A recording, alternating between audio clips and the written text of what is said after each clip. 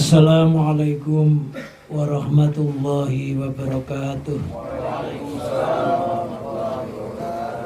Bismillah, alhamdulillah, wa syukrulillah, wassalatu wassalamu ala rasulillah sayyidina wa maulana Muhammad bin Abdillah wa ala alihi wa sahbihi wa mawalah, amma ba'dah.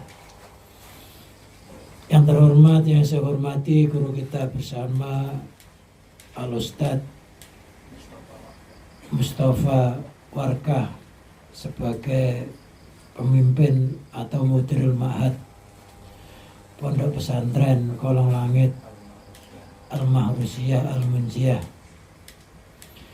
Yang terhormat, yang saya hormati jajaran Dewan Guru dan Kepengurusan, juga seluruh jamaah yang hadir di pesantren ini. Pertama-tama marilah kita panjatkan puji syukur kehadirat Allah dengan ucapan alhamdulillahirabbil alamin. Karena pada malam hari ini kita masih diberikan kesempatan oleh Allah bisa bermuajah bersama, bisa bertemu bersama dalam rangka thalabul ilmi. Harapan kita bersama mudah-mudahan kita semua dijadikan oleh Allah orang-orang yang ahli ilmu, dikumpulkan di dalam kelompoknya ulama ul amilin, hidup istiqomah, mati husnul khotimah. Sholawat serta salam semoga tetap terlimpahkan kepada junjungan Nabi kita Muhammad sallallahu alaihi wasallam. Harapan kita bersama mudah-mudahan kajian kitab Al-Hikam dan kitab-kitab yang lain menjadikan sababiyah kita diakui sebagai umat Muhammad mendapat syafaat yaumul qiyamah ala diniyat wa ala niyatin sholihah wa ala mana wa bisalafuna sholihun wa ila hadrati sayyidina maulana Muhammadin sallallahu alaihi wasallam wa ala alihi wa ashabihi wa tabi'ihi wa man tabi'ahum bi ihsanin ila yaumiddin, khusun ila musannifil kitab Ibnu Athaillah As-Sukandari wa man syarah Imam Sarqawi wa jamil ladzina ta'allamuna kitabahuma wa yu'allimuna kitabuhuma min awali tasnifi lama sa'umullah sa'ulillahi lahumul fatihah. A'udzubillahi minasyaitonir rajim. Bismillahirrahmanirrahim. Alhamdulillahi rabbil alamin arrahmanir rahim maliki yaumiddin. Iyyaka na'budu wa iyyaka nasta'in ihdinas siratal mustaqim. Ghairil maghdubi 'alaihim waladdallin.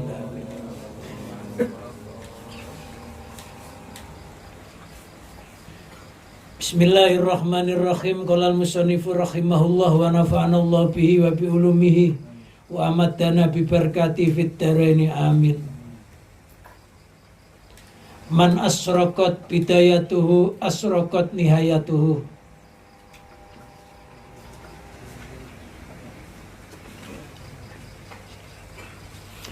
Man asraqat, man bermula barang siapa, asraqat yang bersinar atau berkilau.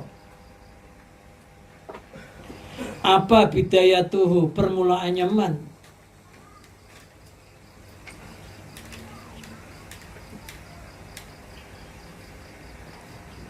Asraqat maka berkilau. Apa nihayatuhu, puncaknya man?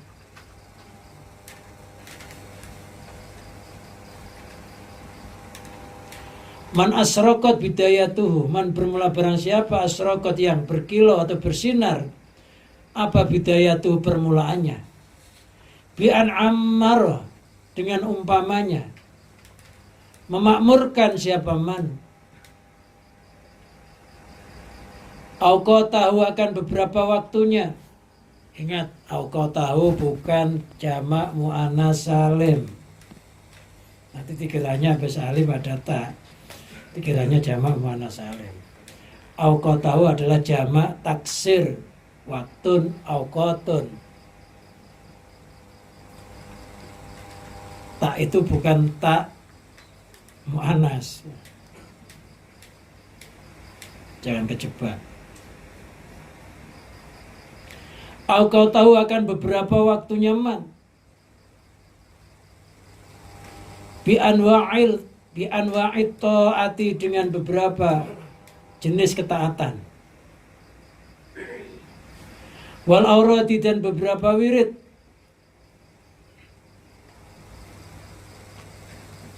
Wasabaro ay sabata au dawama. Wasabaro dan menetapi siapa man ala dzalika atas yang demikian itu. Kulal musabaroti akan, kalau dibahasakan terjemah itu ya, kulal musabaroti akan menetapi yang sebenarnya. Kalau bahasakan sesuai kitab ya, kulal musabaroti ya akan tiap-tiap penetapan.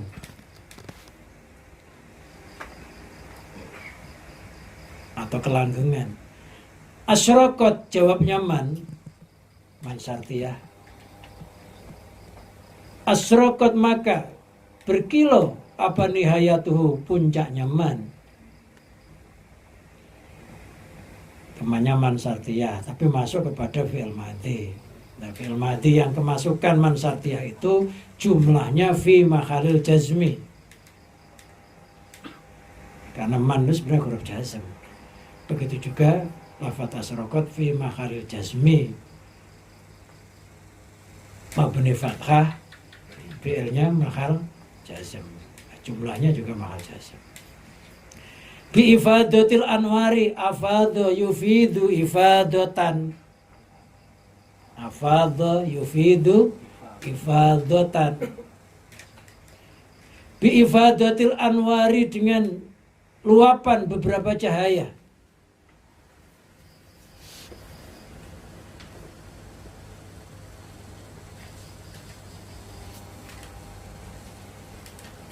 Wal ma'arifi dan beberapa ma'rifat ali atas nyaman.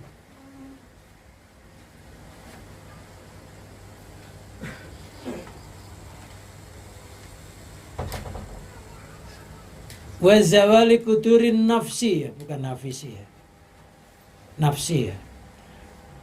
Wa zawali kuduratin nafsi. Kalau itu jamak muannas salim itu.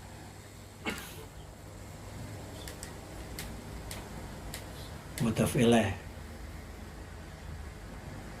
majrurun wa alamatu jarri kasratun, jamak muannas salim marfu'un bidhammah mansubun wa majrurun bi kasrah.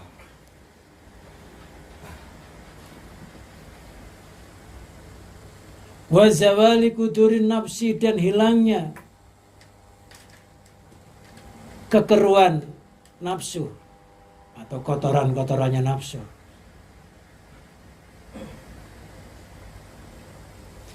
Al-hailati yang merintangi, garing garis miring menghalangi. Bainahu di antara nyaman, wa baina maulahu dan di antara Tuhan nyaman.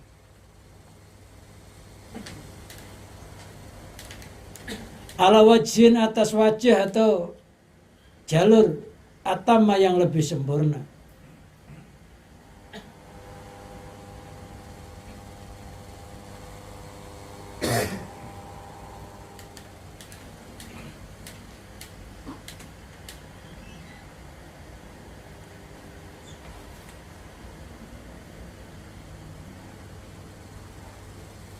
Wa aksuhu bi aksihi.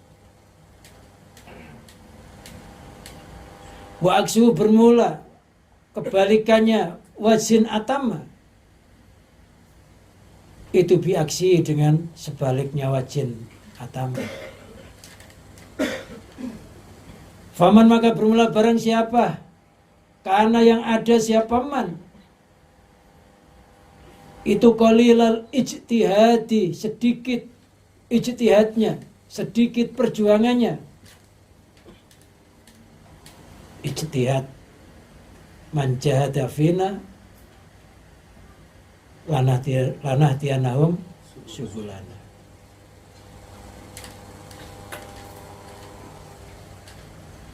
Fi bidayati di dalam permulaannya. Lam yakhshul lahu isyraqun fi nihayatihi. Lam yakhsul, jawabnya man, maka tiada berhasil lahu baginya man apa isyrokun, kecerahan, asroko yusriku isrokon, asroko yusroku isrokon, ada sholat isrok, artinya sholat yang ketika matahari sudah memancarkan cahaya kira-kira tingginya 1 tombak dari pandangan mata, namanya sholat isrok. Jadi matahari itu masih ada kemerah-merahnya tapi udah campur keputihan, jadi cahayanya sudah jelas. Itu kalau subuhnya jam 6 ya kira-kira jam 6:15. Kalau barengi terbitnya matahari hukumnya haram sholat sunnah. Barengi tenggelam matahari haram. Ada lagi yang haram lagi? Ketika waktu istiwa itu juga haram. Makanya kalau di kampung-kampung dulu ditandai dengan beduk. Beduk itu berarti istiwa itu haram melakukan sholat maksudnya, bukan bid'ah. Jam 12 fitrah matahari di atas kepala kita. Jam 12. Kalau istiwa itu kalau beduk ya mesti jam 12. Kalau maghrib mesti jam 6. Terbit matahari mesti jam 6. Nah, nanti kita bikin alat untuk mengukur waktu jam istiwa itu. Kita bikin kayak sejenis tubuh kecil, itu ada kita pasang besi bulat, nah kita kompas utara selatan. Nanti yang namanya istiwa itu ketika kalau matahari pas di garis khatulistiwa ya, ini cahaya itu hilang. Nggak adanya cahaya matahari itu istiwa. Atau nanti matahari itu apa ya? Matahari itu nanti ada, jadi kita garis itu di dalam garis itu mengukur waktu. Jadi itu sekarang orang udah jarang menggunakan jam istiwa. Padahal saat-saat dalam kitab ilmu falak itu pakai jam istiwa. Ada mustari, ada yang lain sebagainya itu. Batas waktu duha. Apa itu? Batas waktu duha. Ya kalau istiwa itu udah habis waktu itu kan.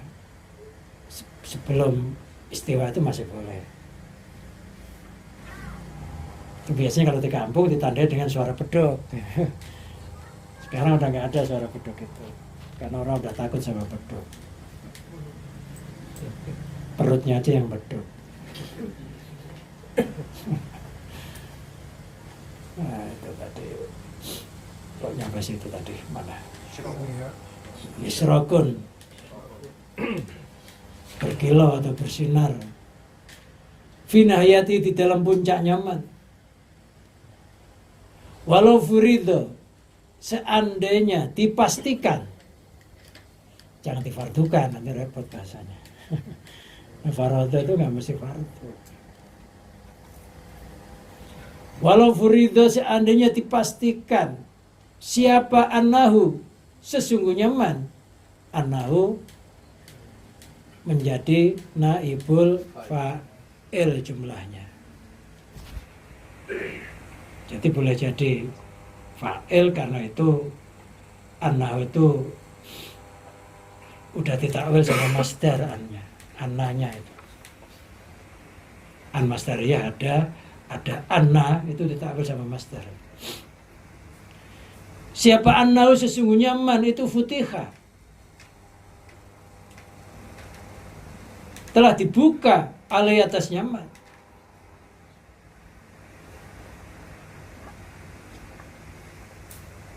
Karena maka ada siapa man itu ala wajhin, atas wajah atau jalur at-afa yang lebih lemah. Lafaz at-afa itu makal jar, makalnya termasuk isim ghair munsharif. At-afa itu bisa isim tafdil. Kalau isim tafdil ya berarti mabni. Kalau af'alu tafdil, tapi kalau isim tafdil berarti isim ghair munsharif. Kalau dikatakan af'alul tafdil berarti ya makal berarti ya mabni fathah. Tapi kalau dikatakan isim berarti apa? Dibaca jarnya pakai fathah karena isim ghair munsharif. Ada mengatakan isim tafdil, ada mengatakan afalu tafdil. Jadi mensifati lafadz wajhin. Kalau afalu tafdil berarti jumlahnya fi mahalin nasbi, fi mahalin jari ya, sifatnya wajhin. Min ghairi dari lainnya, man atau wajhin ya. Wayah tamilu itu maknanya banyak. Wayah tamilu mengandung, mencakup. Tapi makna yang enak gitu. Jadi makna itu ada yang enak juga, ada yang nggak enak gitu. Wayah tamilu dan bisa jadi, kalau di wayah tamilu mencakup, ya bisa aja. Wayah tamilu bisa jadi, ya lebih enak bahasanya. Apa anal makna sesungguhnya makna, bisa jadi maknanya kan enak kan? Mencakup ya nggak enak, mendorong nggak enak. Tapi ada juga ihtimal itu mendorong. Apa anal makna sesungguhnya makna itu man asyraqat bidayatuhu birruju' ilallah wal iltija ilahi asyraqat bihayatuhu bi husul ilaihi. Apa anal makna sesungguhnya makna itu man asyraqat, makna man asyraqat.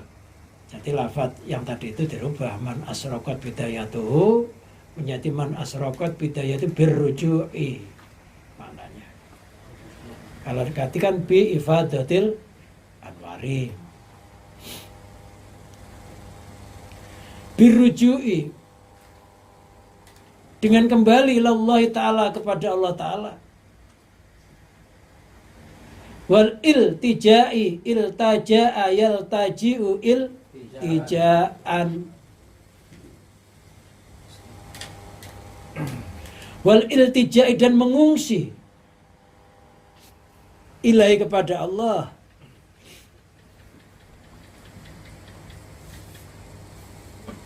jawabnya asyraqat maka berkilau apa nihayatuhu puncaknya man,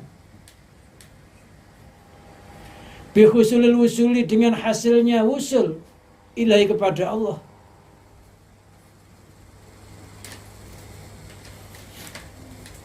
Fatakunu maka ada apa hadihi ungkapan ini, ungkapan apa? Man asyraqat bidayatu birujuk.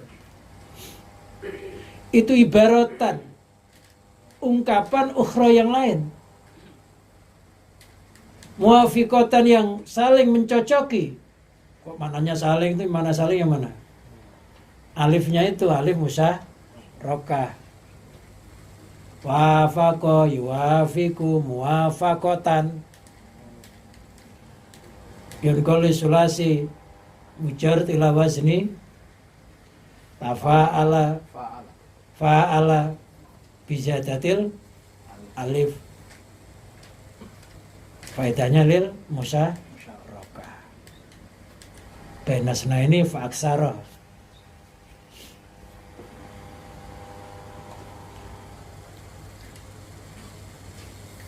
Itu muwafiqatan saling sesuai, mencocoki lima nama kepada maknanya sesuatu qabla yang sebelumnya ibarah.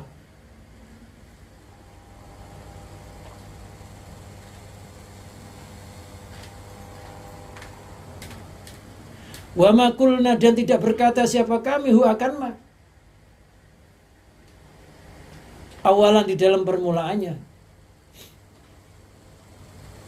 Aula akan yang lebih utama, wa adharu dan yang lebih jelas. Wa adharo ya, bukan wa adharu ya. Aula akan yang lebih pertama, wa adharo dan yang lebih jelas. Nuktah titik. Mana itu? Hati bermula ibarah ini man asyraqat bidayatuhu biruju' ilallah ilah. Man asyraqat bidayatuhu biruju' ilallah ta'ala itu.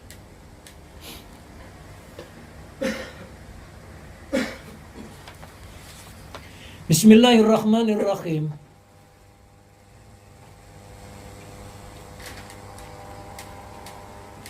Man asrokat bidayatuhu asrokat nihayatuhu. Barang siapa yang bidayah suluknya maksudnya berkilau, bersinar, maka puncak suluknya juga akan bersinar. Ngajinya memang awalnya niatnya karena Allah, mencari ridha Allah, menghilangkan kebodohan untuk menghidupkan agama Allah. Ya insya Allah ketika nyampe puncak, orang itu ya jalan sejalan, langkah selangkah ya mendapat ridhonya Allah. Mau meninggalkan agama itulah hatinya ya tersentuh. Mau nggak sholat itu tiba-tiba ya merasa kayak tersentuh, merasa berdosa. Mau maksiat loh tiba-tiba ya ingat taubat. Kita kalau maksiat itu ingat taubat, jangan ingat dosa. Jadi kalau kita maksiat ingatnya taubat, jangan ingat dosa. Ingat taubat bagaimana? Kita maksiat cepat-cepat ingat taubat, jangan-jangan saya mati dalam kondisi maksiat belum sempat taubat. Maksiatnya sih nggak membahayakan. Yang membahayakan itu maksiat belum sempat taubat, sambar mati. Kita mau nyoba-nyoba di warung gelap ya nggak apa-apa. Dikhawatirkan belum sempat dikisos, belum sempat diraja mati gitu. Kalau orang di warung gelap berzina udah diraja mati kan dosanya lontor. Nah, di Indonesia nggak ada raja masalahnya. Itu yang bahayanya maksiat itu belum sempat tobat keburu mati. Maka jangan coba-coba gitu.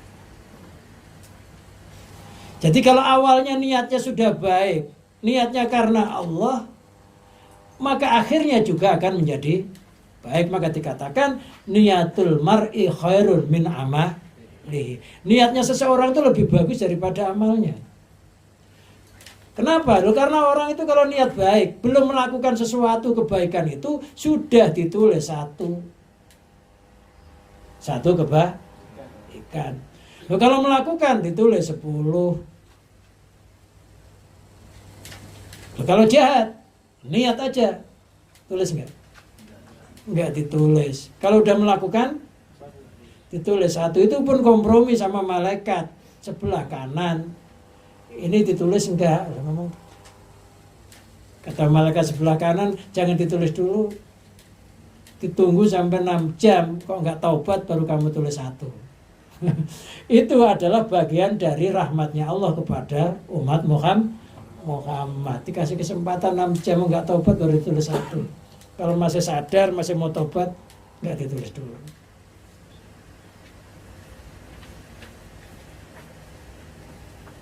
Maka niat adalah lebih utama daripada amal itu sendiri.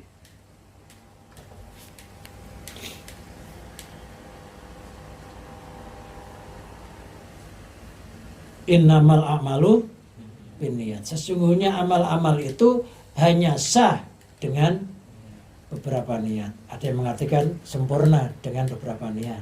Maka ada mazhab yang enggak niat boleh gitu, karena maknanya bukan sah tapi sempurna.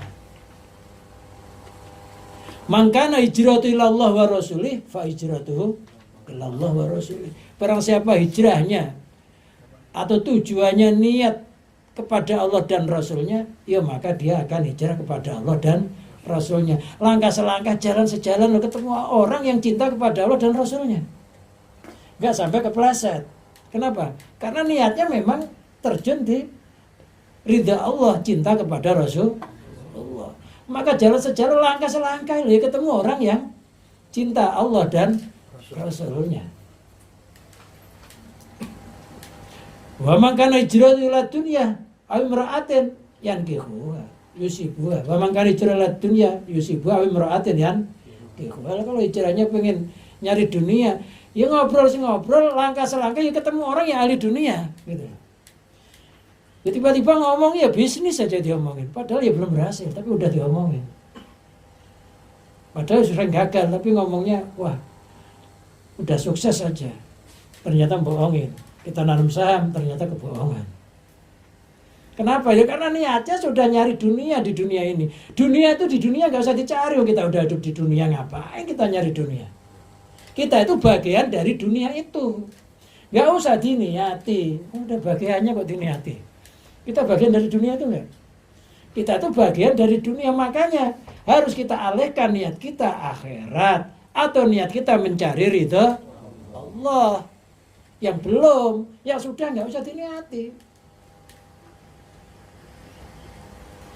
Makanya dalam pelajaran yang lalu dikatakan la tarhal minal kaun ilal kaun walakinir khal minal kaun ilal mukawin. La tarhal minal kaun ilal kaun, janganlah kamu beranjak hatimu dari makhluk menuju ke makhluk. Kita tuh udah makhluk, niatnya makhluk. Kita tuh udah hidup di dunia, pengen dunia, muter. Kaki mari roha katanya. Kayak keledai yang menarik penggilingan. Di situ setarnya, di situ pula finishnya muter. Jangan muter, tapi luruslah. Namanya siratal mustaqim atau jalan tol. Lurus. Telayangnya lurus, nggak ada belokan. Nggak ada jalan keluar. Kalau pipis ya di situ aja udah. Mau pipis nggak bisa keluar. Rest area nggak ada ya. Jalan layang Cikampek.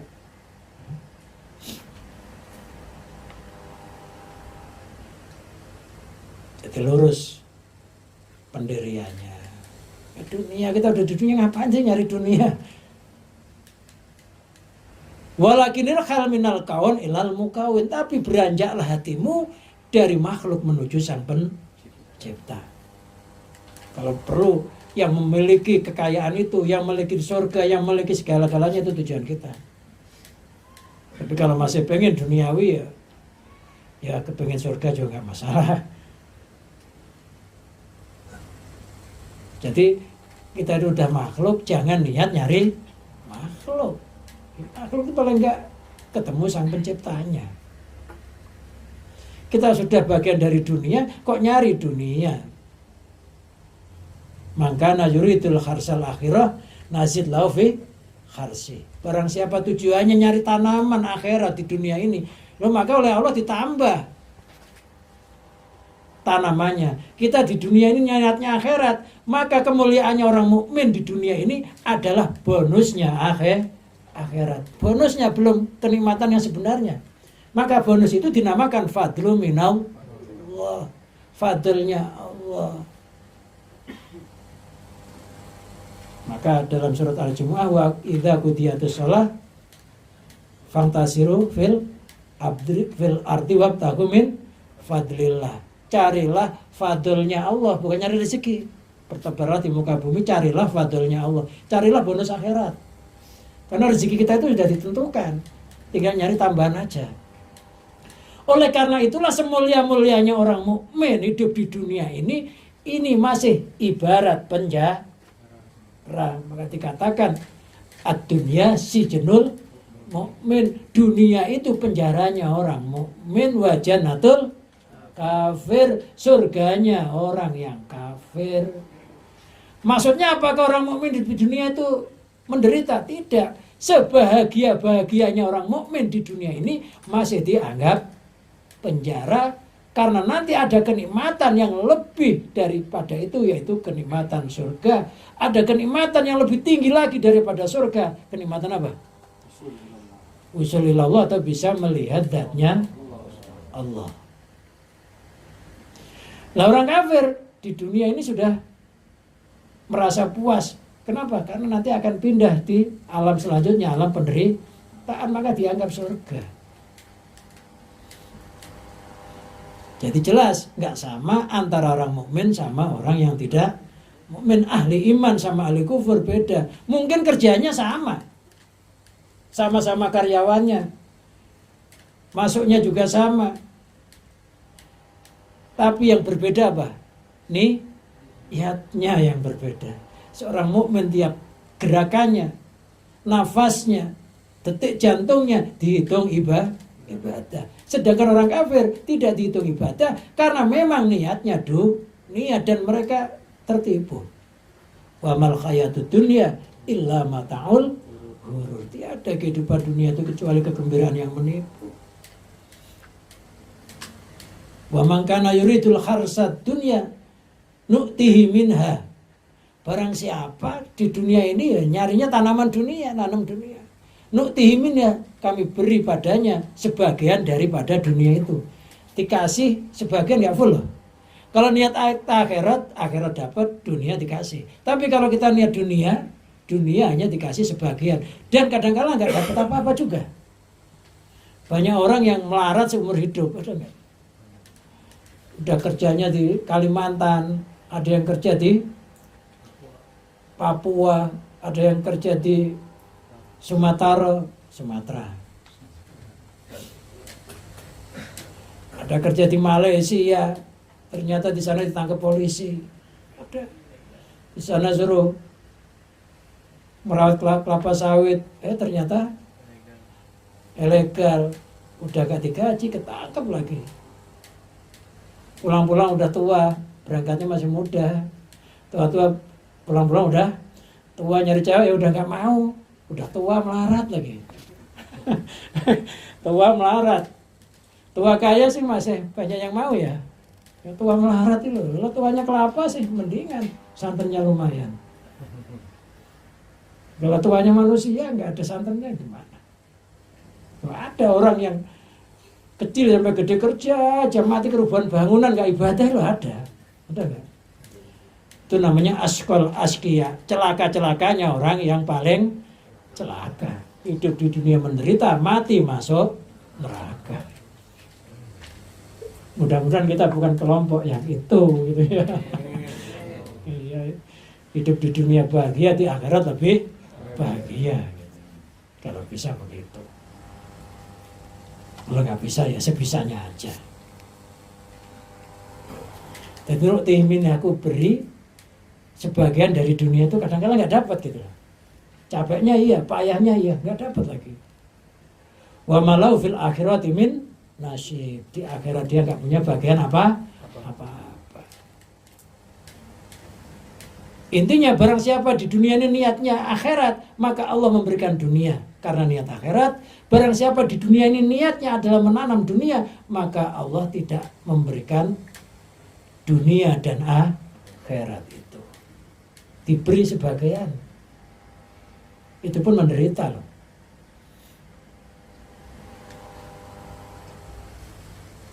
Kita lanjutin. Jadi niat tata hati yang memang benar-benar nih mencari ridha Allah.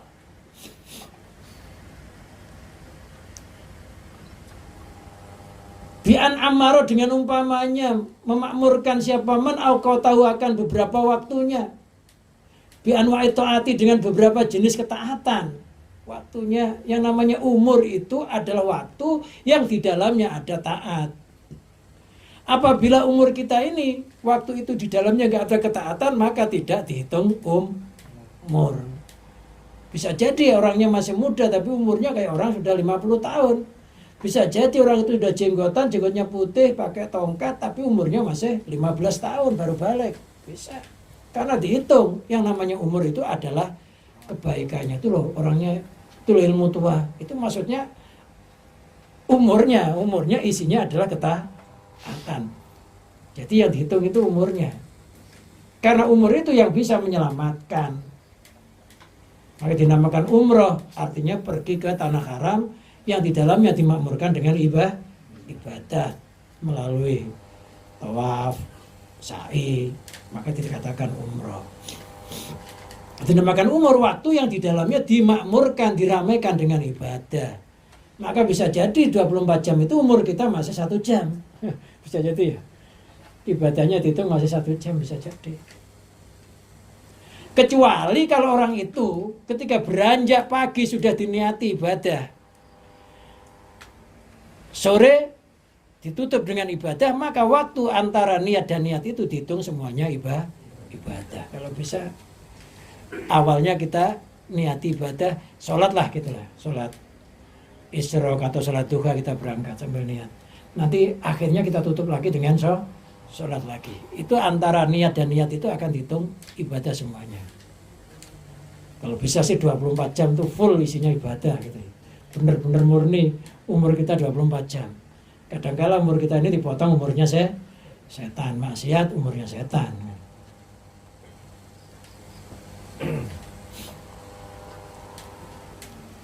Jadi umur adalah waktu yang di dalamnya ada taat. Itu namanya umur. Ajal adalah batas daripada umur tersebut. Namanya ajal. Wal aurati dan beberapa wirid. Wirid asal kata dari wirid, warid. Kalau wirid itu pekerjaannya, tugasnya namanya wirid, orangnya namanya murid. Murid, tugasnya wirid. Pertolongannya Allah dinamakan warid. Warid itu pertolongannya Allah, cahaya yang diturunkan oleh Allah karena orang itu istiqomah di dalam berwirid itu. Maka ada cahaya. Maka setiap orang berwirid pasti ada peningkatan hidup yang lebih baik, sampai dikatakan man tarakal wirda kal kirdi. Barang siapa yang tidak berwirid kayak mangki. Mangki ya loncat-loncat aja. Tiba-tiba udah di atas nongkrong sambil makan aja, ngeledek sama pemiliknya.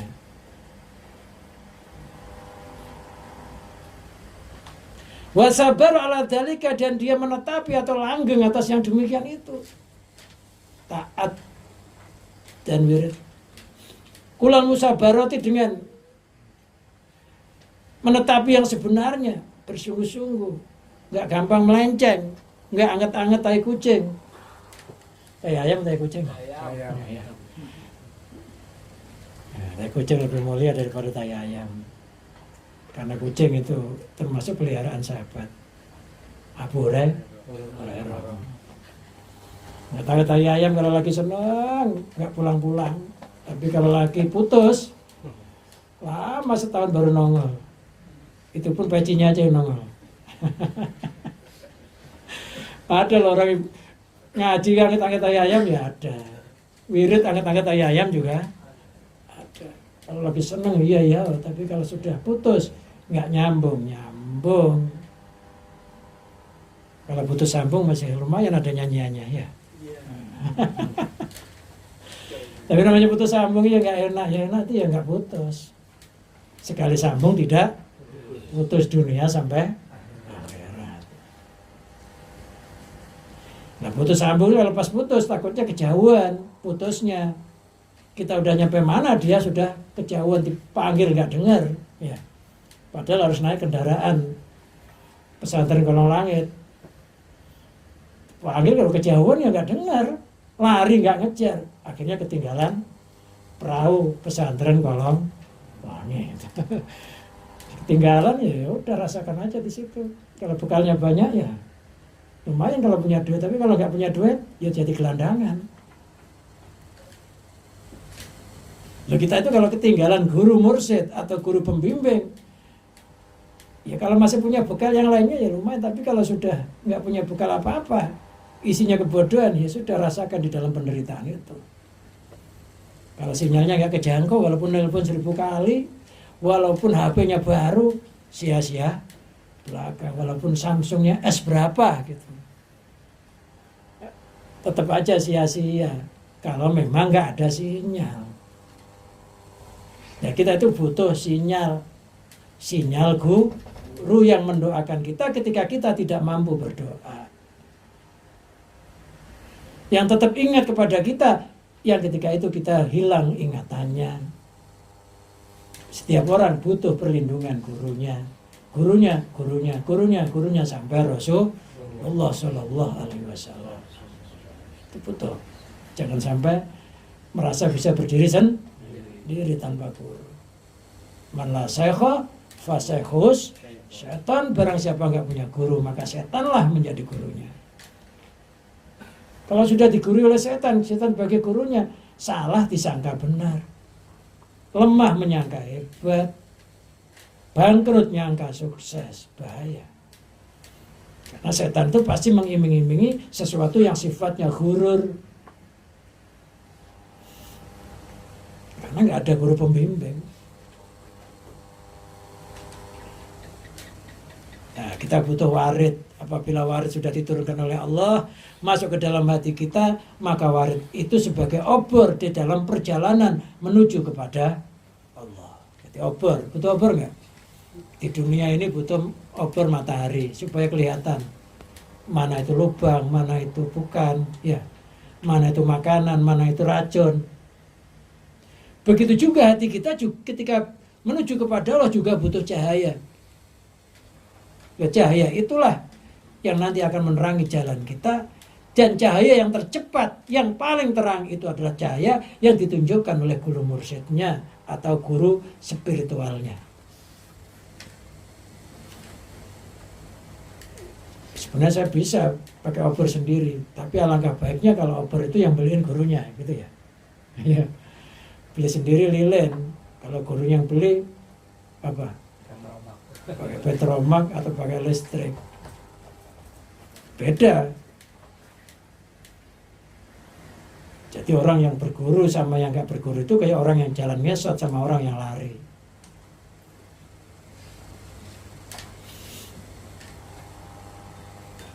Maka kita tetap butuh kepada guru yang bisa melindungi kita, yang bisa menuntun kita menuju jalan yang diridhoi oleh Allah. Kalau kita butuh guru itu kalau kita punya guru itu enak gitu. Ketika gurunya berdoa rezeki, kita nggak sempat doa rezeki, tiba-tiba dapat barokahnya gurunya. Tapi kalau nggak punya guru, nggak ada pasokan. Seandainya dia dapat pasokan, dapat sembako, nunggu corona dulu.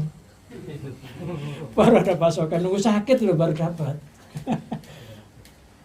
Lama gitu ya, nunggu menderita. Tapi kalau kita punya guru nggak usah nunggu menderita. Belum menderita udah dipasok lagi, pasti gurunya yang namanya guru thariqah itu mesti nggak lepas berdoa kepada Allah. Dan setiap guru pasti mendoakan muridnya lebih sukses daripada gurunya. Itu mesti. Kecuali guru yang dengki. Guru yang hasut, jangan asal ngajarin nanti nyaingin saya lagi. Lah ada guru takut disaingi muridnya, enggak? Itu guru hasut, itu bukan guru sejati. Guru itu pasti pengen muridnya lebih baik, lebih sempurna daripada gurunya. Orang tua pasti pengen anaknya lebih sukses daripada orang tuanya. Gak ada orang tua takut disaingin anaknya, itu gak ada. Udah anak saya gak saya sekolahin, nanti bisa baca lagi nyaingin saya.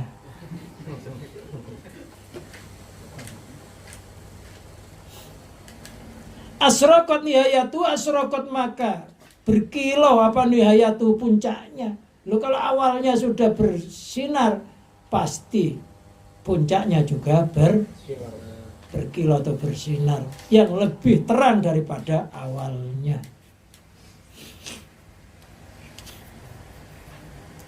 Bi'ifadatil anwari dengan luapan beberapa cahaya. Wal ma'arifi dan beberapa kemakrifatan alih atasnya. Luapan cahaya. Cahaya itu artinya bisa hidayah, nur, minadulumati lan nur, dari kegelapan menuju cahaya. Kalau ulang tahun, dari gelap menuju, dari terang menuju gelap. Oh, sudah minanuri ila dulumat, udah lilin udah nyala bagus-bagus udah ditiup. Udah terang kok nyari gelap. Mestinya kan minanuri ila dulum, minadulumati lan nur. Mestinya lilinnya mati dihidupin ya sampai habis.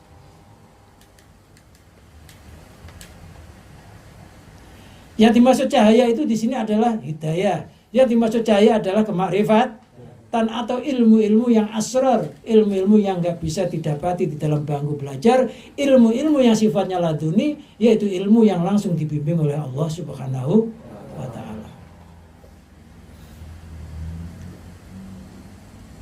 Loh, kenapa di sini dalam bahasa ini adalah pakai cahaya? Ya karena cahaya itu adalah sesuatu yang paling ringan dan yang paling cepat. Tiada benda yang lebih ringan daripada cahaya, tiada benda yang paling cepat daripada cahaya.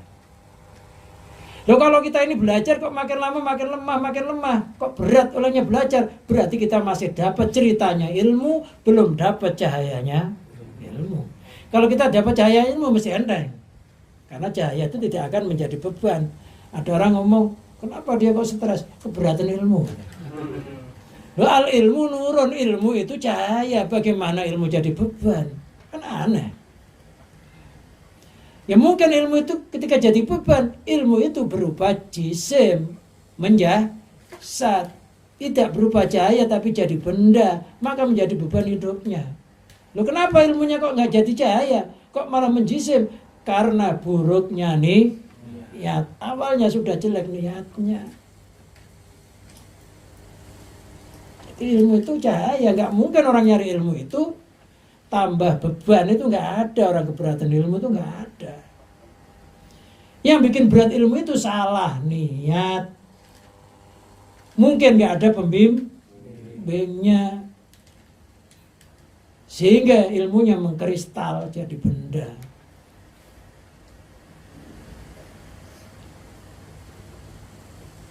Jadi ilmu itu nggak ada orang keberatan ilmu. Ilmu itu cahaya kok. Makanya orang semakin tinggi ilmunya, ya semakin enteng ibadahnya, gitu ya. Orang bodoh sama orang alim beda nggak? Sama-sama bepergian. Kalau orang bodoh bepergian sudah boleh dijamak qashar, orang bodoh tetap aja sholatnya 4. Ya, nanti asar sholat lagi. Lo kalau orang yang alim beda, 4 jadikan 2, ya. 2 pun asar udah ditarik sekalian gitu ya. Asarnya udah ditarik sekalian gitu. Jadi jamak qashar. Jamak aja nggak diqashar, ya tetap 4.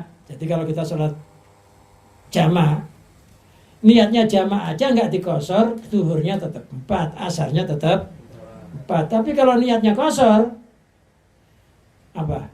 4 jadi 2. Kalau orang bodoh, zuhur sholat, nanti asar tetap sholat. Padahal Allah itu kalau ngasih rukhsah, kok rukhsah itu digunakan? Senangnya Allah kayak fardunya dipakai juga. Jadi senangnya sama. Tapi kalau orang alim senantiasa ngambil rukhsah.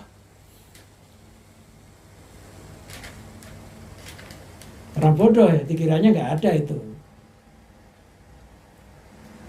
Harus ngerti ya. Ada jamak takdim, ada jamak takhir. Syaratnya jamak takdim itu niatnya di dalam sholat yang pertama. Kalau jamak takhir niatnya di dalam masuknya waktu sholat yang pertama. Harus tahu itu. Jadi bukan di sholatnya. Misalkan ketika, kok jadi fikih ini? Nggak apa-apa ya. Misalkan ketika mau masuk waktu asar, kita masuk zuhur, kita masih dalam perjalanan, diperkirakan kita nggak bisa sholat zuhur. Ketika masih ada waktu zuhur, kita niat jamak takhir. Nanti ketika sudah masuk asar, ya kita udah nggak niat jamak lagi, cukup usolli fardal asri. Kalau ngomong qashar ya 2, kalau nggak ngomong qashar ya tetap 4. Lah jamak takhir itu boleh sholat awal dulu, boleh akhir dulu. Tapi kalau sholat jamak takdim wajib sholat yang pertama yang didahulukan. Itu bedanya. Nah, walaupun begitu, begini nih banyak yang nggak ngerti loh. Iya. Kelihatannya gampang gitu ya. Takutnya pas disuruh mimpin apa? Pas kita jadi musafir, suruh mimpin ziarah atau suruh jadi mutawif, misalkan kita nggak ngerti, itu kan susah. Jadi kalau jamak takhir boleh asar didulukan, boleh zuhur didulukan. Tapi kalau jamak takdim harus sholat yang pertama yang didahulukan. Dan nanti kalau sudah asar udah gak niat jamak lagi, kan udah diniati tadi. Nanti kau usolli fardal asri. Kalau ngomong qashar ya jadi 2. Nggak jamak qashar aja boleh nggak? Boleh. Zuhur sholat 2 rakaat qashar. Nanti asar sholat lagi qashar. Itu namanya nggak jamak. Kalau jamak qashar ya dijamak ya di qashar. Ya kalau di qashar ya 2 rakaat. Nggak boleh maghrib 1,5. Nanti maghrib di qashar 1,5. Jarak ya kira-kira 81 kilometer, atau ada yang mengatakan 83. Bogor udah masuk. Ya? Bogor udah bisa. Berangkatnya dari mana? Dari sini di dekat. Belum. Kalau Bogor itu belum, Bogor dekat sini. Puncak. Kalau Puncak udah. Lah sholat jamak itu, sholat jamak itu niatnya harus di luar daerahnya. Karena kalau masih di sini sholat itu nggak bisa, karena belum pergi. Kan belum pergi, masih di rumah. Kalau sudah meninggalkan wilayahnya baru boleh. Jadi nggak boleh sholat di tempat, karena belum pergi. Atau sudah nyampe rumah baru sholat, nggak boleh juga. luar nggak boleh ya, jamak tasyahud di rumah. Ya nggak boleh. Atau sudah nyampe. Iya. Bagaimana misalkan kita sudah asar tapi nggak bisa asar gitu ya, kelewat gitu. Itu kalau dalam fikih itu masih boleh niatnya qadha, tapi qadhanya itu qadha jamak tadi. Kalau dalam perjalanan. Iya. Jadi sholatnya jadi jatuh sholat qadha. Ya kelamaan nih mikir ini. Jadi fikih nanti urusannya Ustadz Warga ini. Takut melewati garis. Apa dulu? Ilmu. Wal ma'arifi alai, dan beberapa kemerifatan atasnya. Wa zawali kuduratin nafsi, dan hilangnya kotoran-kotoran jiwa atau nafsu. Al-khailati, yang menghalangi bainahu wa baina maulahu, di antaranya dan di antara Tuhannya. Al-wazin atama, atas jalur yang lebih sempurna. Di dalam jiwa kita itu ada kotoran-kotoran nafsu. Apa kotoran nafsu? Termasuk akhlak-akhlak yang tidak teruji, itu namanya kudurutin nafsi. Termasuk kotoran-kotoran jiwa itu adalah kita bergantung kepada selain Allah, bersandar kepada selain Allah, menyangka sifat-sifat Allah disangka sebagai sifat makhluk. Misalkan Allah itu wujud, berarti selain Allah sifatnya adam, tidak ada. Tapi kita sangka adanya. Makhluk kita sangka punya kekuatan. Makhluk kita sangka punya kekayaan. Makhluk kita sangka punya hidup, punya kuasa, punya kehendak. Itu namanya termasuk akhlakul madmumah, itu termasuk kudurat. Jadi yang wujud dia nggak pernah hilang, yang hilang nggak pernah wujud, yang ada nggak pernah hilang, yang nggak ada nggak pernah wujud. Jadi makhluk itu selamanya nggak ada. Gampang-gampangnya laksana bayangan yang kita sangka hidup. Bayangan itu selama-lamanya ya mati, nggak ada bayangan hidup. Yang bercermin nggak pernah mati, bayangannya nggak pernah hidup. Kok dalam bayangan itu sampai bisa bergerak? Itu karena pancaran dari cahaya yang bercermin. Kalau makhluk ini sampai hidup karena sinar cahaya dari sifat hayatnya Allah. Kalau sampai berkuasa karena ada pancaran sifat kodratnya Allah. Kalau makhluk itu sampai berkehendak karena ada pancaran sifat iradah Allah. Kok sampai makhluk itu kaya? Oh, karena ada pancaran sifat ghinanya Allah. Intinya yang melarat nggak pernah kaya, yang mati nggak pernah hidup, yang bodoh nggak pernah pinter. Kalau sampai pinter itu karena yang maha pinter. Itu yang dimaksud man arafa nafsahu faqad arafa rabbahu. Barang siapa mengenal sejatinya dirinya, pastilah dia mengenal sejatinya Tuhannya. Barang siapa mengenal kalau dirinya itu bodoh, kok ada ilmu, pasti ilmu miliknya Allah. Barang siapa mengerti bahwa dirinya itu adalah lemah, kok ada kuat mesti miliknya Allah. Barang siapa mengerti bahwa dirinya itu melarat, kok ada kaya pasti sifatnya Allah. Itu yang dimaksud mengerti sejatinya Tuhan. Tidak ngakui sifat Allah, diakui sifatnya. Ketika kita mengaku sifat Allah, diakui sifatnya, itu menurut Ibnu Athaillah itu min kabairil ma'asil qulub, sebagian dari dosa-dosa besarnya hati itu adalah ketika seseorang mengaku sifat Allah, diaku sifatnya, merasa hidup, merasa pinter, merasa kaya, merasa berkehendak. Ini masih banyak dalam diri kita kan? Padahal itu bukan sifat kita loh. Yang gitu itu dihukumi dosa, itu termasuk kaduratin nafsi. Yang bisa menghalangi antara orang tersebut dengan Tuhannya. Akhirnya nggak sempurna keimanannya.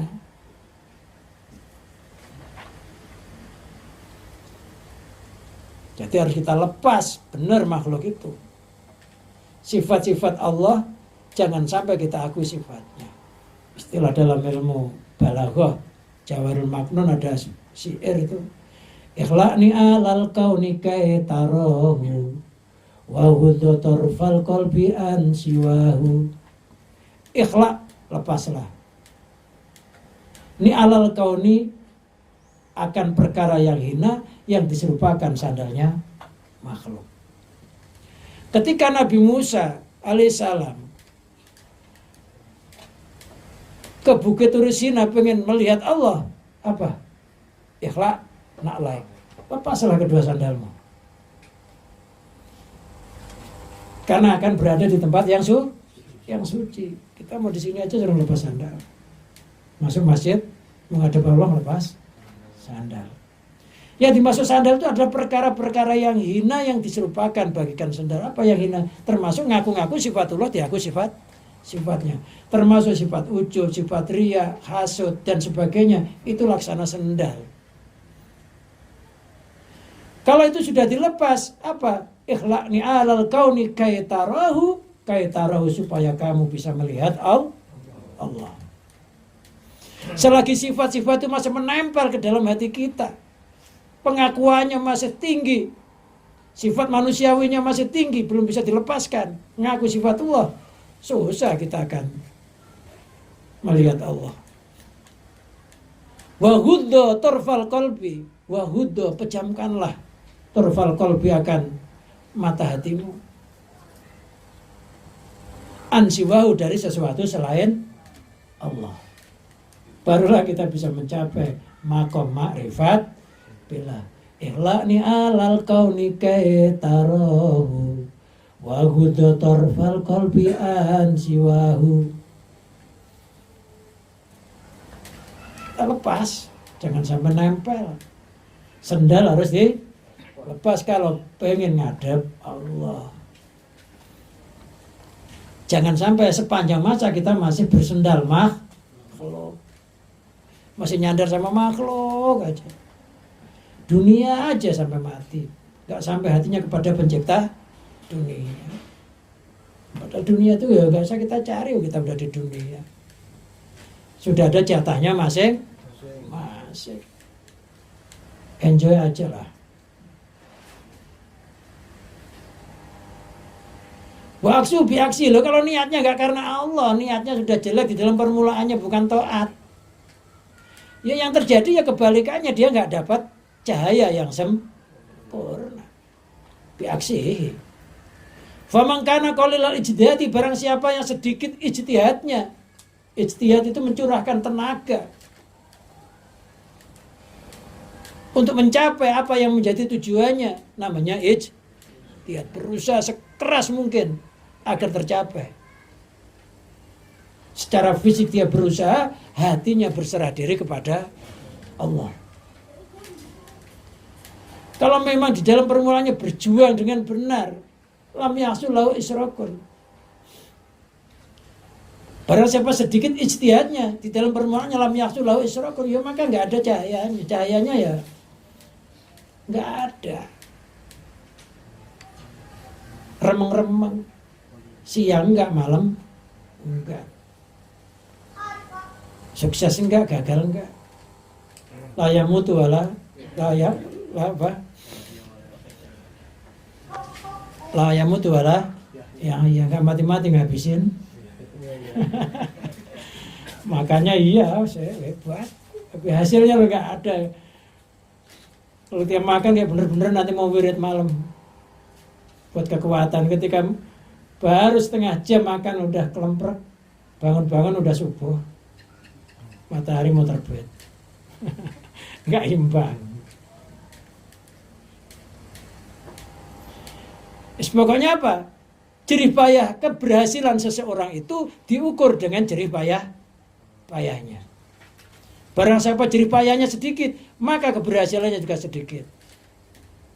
Jadi selain kita niat, maka kita berusaha mewujudkan niat dengan perjuangan. Makanya kalau ngaji, pengen ngapalin hadis, niatlah ngapalin hadis, semuanya hadis Bukhari pengen saya hafal. Niat ngapalin Quran, pengen semuanya saya hafal. Setidaknya kalau sudah niat keseluruhannya, setidaknya selemah-lemahnya dia akan hafal separuh dari Al-Quran itu. Kalau niatnya, wah yang penting saya mau ngapal nih juz amma, ya paling separuh dari juz amma dapatnya. Iya. Jadi niat itu harus lebih tinggi. Setidaknya kalau nggak bisa semuanya, separuhnya. Gitu loh. Tapi kalau niat kita separuh, ya dapatnya paling seperempat kan gitu. Niatnya seperempat ya, dibagi-bagi aja sendiri. Jadi niatnya yang tinggi, saya pengen jadi orang sukses, yang kaya raya, yang ahli bersyukur. Jangan jadi orang kaya yang pelit.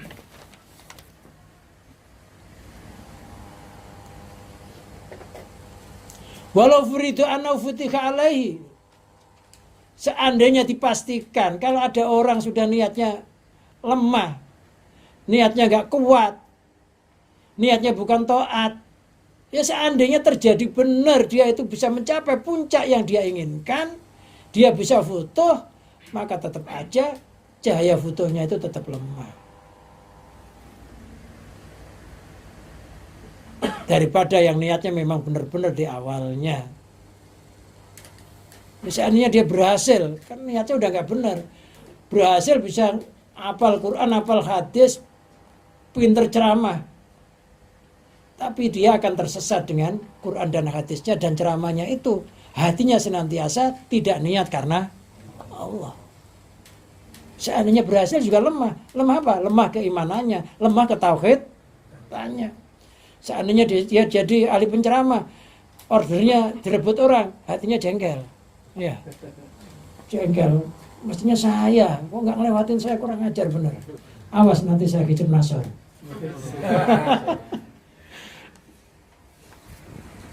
Awas nanti saya shot jadi dot melungker loh.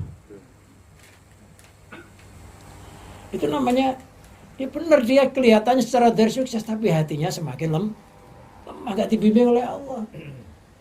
Artinya Quran hanya sekedar tulisan, hadis hanya sekedar cerita, ilmu sebagai pengalaman bukan cahaya.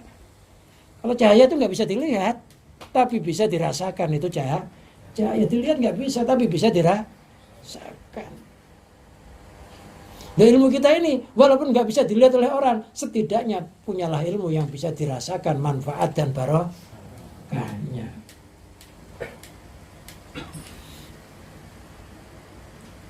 Jadi walaupun sukses kayak apa, kalau orang niatnya nggak benar, pasti akan melenceng. Maka nggak sedikit orang yang dianggap sebagai ulama, sebagai tokoh, ternyata dia melenceng dari keulamaannya. Maka dikatakan itu namanya ulama usyu. Ulama usyu itu ya tenar, tapi nggak ada cahaya. Ilmunya tidak menjadikan dia semakin dekat sama Allah, tapi menjadikan dia semakin jauh kepada Allah. Termasuk zaman dahulu ada namanya barseso. Itu udah ada contohnya gitu. Barseso ya ampun ya hebat. Ternyata ilmunya tidak berubah, tidak menjadikan cahaya. Cahayanya sangat lemah. Jadi yang namanya cahaya itu nggak akan gelap. Cahaya itu nggak akan gelap. Orang kalau dapat cahaya ya nggak akan kegelapan. Orang dapat cahaya kekayaan ya nggak akan melarat. Orang dapat cahaya hidayah ya nggak akan tersesat. Tapi ingat, cahaya itu tidak akan bisa kita peroleh dengan sendirinya, tentunya dengan anugerahnya Allah, pertolongannya Allah melalui silsilah guru. Harus ada silsilahnya gurunya. Saya berguru, guru saya siapa, gurunya siapa, gurunya siapa, gurunya siapa sampai Rasulullah. Kalau udah Rasulullah itu adalah cahayanya cahaya. Anta samsun, anta badrun, anta nurun fauqa nur.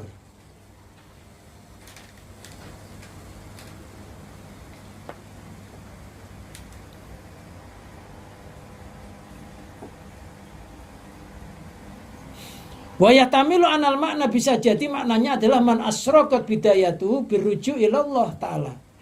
Man asyraqat, barang siapa yang telah bersinar permulaannya birruju' dengan kembali Allah kepada Allah, wal iltija ilaihi, dan mengungsi kepada Allah, asyraqat nihayatuhu, maka puncaknya akan mencapai puncak yang bersinar, yang berkilau, bi husul ilaihi, sebab hasilnya usul kepada Allah. Usul itu sampai. Kalau kita nyari guru namanya talib sang pencari. Kalau sudah dapat guru namanya murid itu udah dapat guru, udah dapat tugas wirid. Kalau sudah mengeterapkan ilmunya sebagai murid, wiridnya sudah jalan, namanya salik, sang penempuh jalan spiritual. Kalau sudah salik sampai ke tempat tujuan, namanya wasil. Kalau sudah kenal yang punya semuanya, namanya arif. Kalau udah arif itu sudah mengenal, selesai jalan kita. Ya, mudah-mudahan kita sampai menjadi arif. Panjang perjalanannya Mas Yan. Nah kita ini kalau masih salik itu kan masih di jalan ya, salik itu ya gangguannya banyak. Ya, kadang istrinya bawel, nggak jadi ngaji. Ada juga orang mau ngaji istrinya bawel banget ya. Cari selanya susah gitu. Mau berangkat ya ada. Dan juga ya setengah ikhlas itu melepas mau ngaji ke sini. Pulang-pulang pintunya nggak dibuka-buka gitu, ngambek ya. Ada. Macam-macam lah gangguan apa ya, tiba-tiba mau berangkat ada tamu nawarin bisnis, ya ada aja. Tamu itu kalau dilayani sekali nggak dikasih tahu ya nanti besok akan datang sebagaimana kita ngaji itu. Ya ada aja gangguan, namanya saling di jalan itu kan banyak gangguan ya. Kadang ketemu cewek ya nggak ngelirik ya gimana ya, nggak dilirik ya gimana, dilirik dosa. Gak direct takutnya ketemu lagi kan gitu ya. Namanya di jalan banyak gangguan. Kadang-kadang uang pas-pasan ketemu penjual es, uang pas-pasan perutnya lapar, nengok ke kiri warteg yang jual masih remaja lagi pelayannya, berhenti apa enggak, sama-sama lapar, milihan yang jaga yang tua apa yang muda. Warteg depan ini yang tua. Warteg pas kita lapar tuh cewek cantik yang jaga. Kalau sama-sama ke warteg, milih yang tua atau yang muda ya? Milih yang murah. Makan di warteg tuh nasinya nggak dihitung, lauknya aja. Nasinya nggak dihitung. Siapa yang mau hitung nasi ya? Nggak ada aja namanya masih salik. Hatinya masih memandang makhluk itu wujud. Allah wujud, makhluk wujud. Allah punya kehendak, makhluk punya kehendak. Ya pasti kacau. Dua itu nggak akan aman. Maka istri itu mesti 3. Ya, kalau satu kan iswan.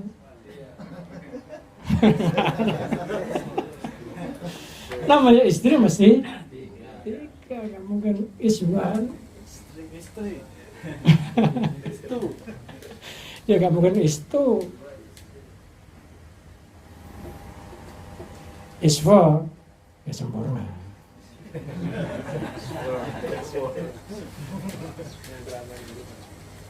Itu guyonan, jangan di beneran ya. Nanti bawa ke rumah. Ya, tapi kayak istri mulai zaman dulu ya 3 sampai sekarang. Istri. Iya. Istri itu mesti 3. Bilangin sama istrinya, istri itu 3 loh.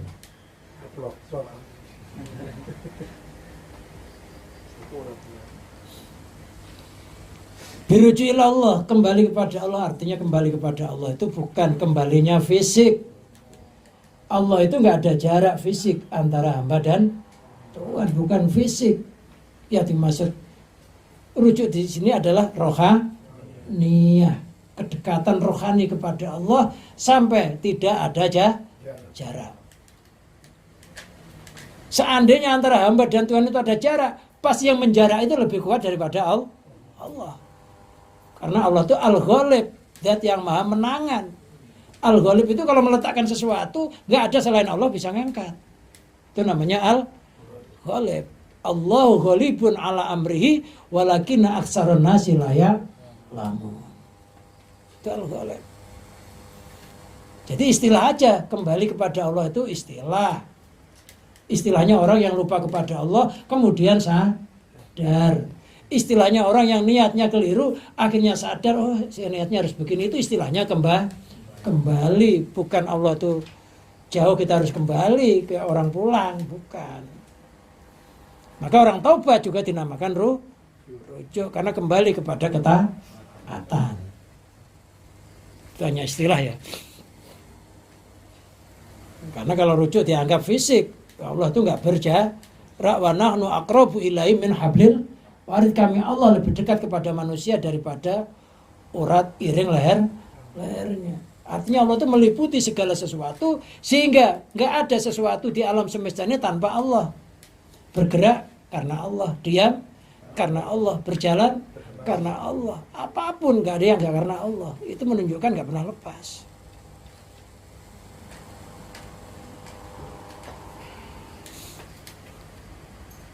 Waliltaja'ilai, mengungsi kepada Allah. Yang mengungsi itu bukan kita bayangkan kayak orang kena banjir lantas dibikin tenda gitu, bukan. Mengungsi itu artinya hati kita senantiasa merasa diliputi oleh kebesarannya Allah, diliputi oleh kekuasaannya Allah, diliputi oleh kehendaknya Allah, diliputi oleh ilmunya Allah, diliputi oleh kekayaannya Allah. Sehingga hatinya menjadi hati yang tenang, hati yang tentram. Nafsunya menjadi nafsu yang namanya mutmainnah. Ibaratnya ikan nggak pernah merasa lepas dari air. Tapi anehnya ikan itu nggak melihat air. Ya. Ikan itu nggak pernah lepas dari air, tapi ikan nggak bisa melihat. Loh, kita itu nggak pernah lepas dari Allah, tapi kita nggak bisa melihat Allah secara mata zahir. Kenapa?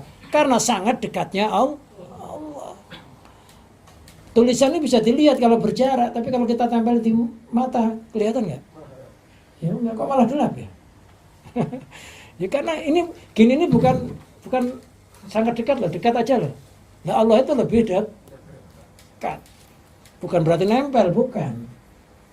Jadi olehnya kedekatan Allah kepada hambanya itu dinamakan ikhatoh ma'iyah. Ikhatoh ma'iyah itu meliputi yang kebersamaan yang nggak bisa dibedakan. Kayak apa? Kayak garam dan asinnya. Garam itu ibarat zat, asin itu sifat. Garam itu Allah, asin itu hamba. Bisa dilepas nggak? Beli asinnya aja garamnya enggak gitu loh. Bisa nggak? Pak bisa beli asin garamnya enggak? Kayak kafan dan putihnya. Bisa dilepas nggak? Ya, begitulah kedekatan Allah itu dinamakan ikhatoh ma'iyah. Karena sangat dekatnya sampai kita itu nggak melihat, sangat dekatnya sampai kita itu nggak merasa bahwa mata kita ini bisa melihat karena sifat basornya Allah. Karena sangat dekatnya sampai kita itu mendengar sebenarnya karena pancaran sifat samanya Allah. Sampai nggak terasa itu seolah-olah nggak kita sendiri seolah-olah. Tapi padahal semuanya Allah. Semuanya air sebenarnya. Ya. Semuanya itu air. Ikan itu berenang ya karena air, bertelur karena air, makan karena air. Tanpa air dia nggak bisa apa-apa. Ya, kita itu ya semuanya karena diliputi oleh kebesarannya Allah. Nggak bisa kita keluar dari zatnya Allah. Zatnya Allah itu awal tanpa ada permulaan, akhir tanpa ada bisa la muntaha. Luarnya bumi ada, luarnya langit ada, luarnya laut ada, luarnya zatnya Allah tidak ada. Jadi nggak ada orang bisa lari dari Allah. Lah, orang lari dari Allah padahal dia diliputi oleh Allah. Orang lari dari air nggak merasa dia diliputi oleh air, itu namanya kufur, dinamakan kafir. Kafir itu mata hatinya nggak bisa melihat Tuhannya.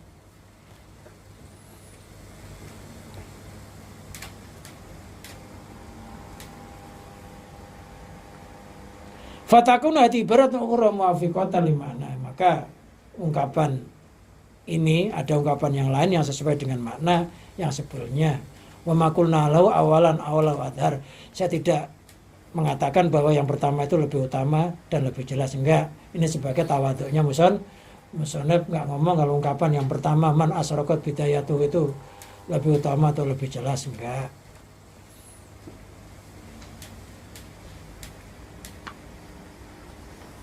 Maksud dia bisa jadi yang kedua itu ya lebih utama, lebih jelas, tapi dia nggak mengatakan begitu. Wallahu a'lam bishawab. Lebih jelas lebih gimana? Maksudnya itu keterangan yang pertama itu lebih utama atau lebih jelas, saya nggak mengatakan itu gitu. Bisa jadi apa yang saya sampaikan fatakun ibaratan ukhra ini itu lebih jelas dan lebih utama. Itu kan punya makna lain kan tadi, ya kan? Fatakun hati ibaratan ukhra gitu. Mana tadi yang anal makna man asrokat bidayah itu berujuk itu kan? Nah, itu perbandingan sama man asrokat bidayah itu asrokat nihayatuh itu. Seakan-akan dirujuk ilallah gitu ya. Iya. Baik, alhamdulillah. Ayo silakan. Alhamdulillah. Tadi sudah sama-sama kita dengarkan penjelasan secara gamblang dan juga luas dari Tuan Guru kita terkait pelajaran dalam kitab Al-Hikam, ya ini pelajaran yang ke-36. Man asyraqat bidayatuhu asyraqat nihayatuhu. Jadi barang siapa yang berkilau bersinar pada permulaannya, permulaan suluknya, lantaran benar niatnya, maka asyraqat nihayatuhu, maka akan berkilau pula pada puncak suluknya. Ini Masya Allah, kalau kita mau merenungi apa yang tadi disampaikan, benar-benar ini pelajaran yang sangat berharga buat kita semua dalam rangka perjalanan kita sebagai paling tidak seorang murid, yaitu sudah mendapat guru. Syukur-syukur kita sebagai seorang murid paling enggak ya, bukan cuma talib yang mencari, tapi sudah jadi seorang murid dibimbing oleh guru kita Al-Mukarram Kiai Haji Imam Khotamin. Semoga kita bisa terus pada tahapan-tahapan berikutnya menjadi salik, wasil dan juga arif. Silakan teman-teman para jamaah, para tuan guru, para satid, para tamu undangan, ada yang ingin bertanya ataupun hal-hal yang kurang dimengerti dari apa yang tadi disampaikan, silakan dibuka pertanyaan. Shallu ala Nabi Muhammad. Silakan. Yang belakang ada? Samping? Kayaknya udah paham semua ya. Paham semua kok bingung? Alhamdulillah paham. Masalahnya. Masya Allah. Ayo silakan, ada yang mau ditanya, silakan.